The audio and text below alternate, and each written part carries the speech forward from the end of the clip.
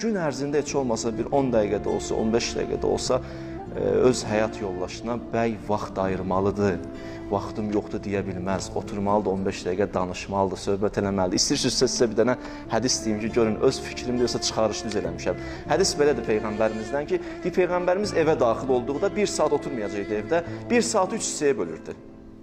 20 dəqiqə özünə ayırır, istirahəti. 20 dəqiqə Allahına, 20 dəqiqə isə həyat yoldaşına. Və sonra belə deyir, birdən kimsə Peyğəmbəri qıraqdan çağırsaydı, Peyğəmbər səninlə işim var, söhbət eləmək istəyirəm. Peyğəmbər nə Allahın 20 dəqiqəsini toxunardı, nə xanımının 20 dəqiqəsini toxunardı, öz 20 dəqiqəsindən keçərdi. Deyərdi, mənim 20 dəqiqə indi özümə ki ayıracaqdım, ondan keçirəm. Yəni fədakarlıq edirdi. O 20 dəqiqə içərisindəki bəy xanımla oturur, ona qulaq asmalı və onu dinləməli. Mən bir dənə bir əsər var, Lev Tolstoyun əsəridir.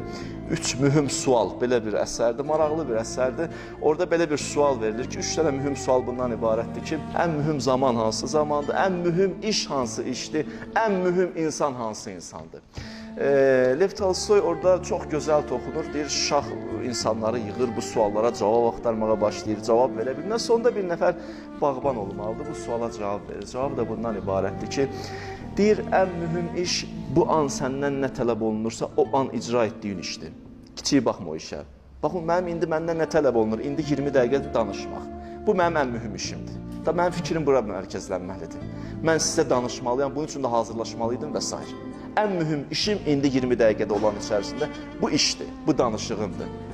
Yəni, anın tələb etdiyi iş. Ən mühüm zaman o işi icra etmək üçün ayırdığın zamandır. Ən mühüm insan isə o işi icra edərkən kimdən kontakt qurmalıydın, kimdən danışmalıydın, o insandır. Bəylər, get düz çatdınız evə, düzdür, 20 dəqiqə xanıma vaxt ayırmamısan, həmən 20 dəqiqə içərisində ən mühüm işin indi onu ilə danışmaq. Telefonumu qoy kənara, WhatsApp-ı qoy kənara, xanımınla danış.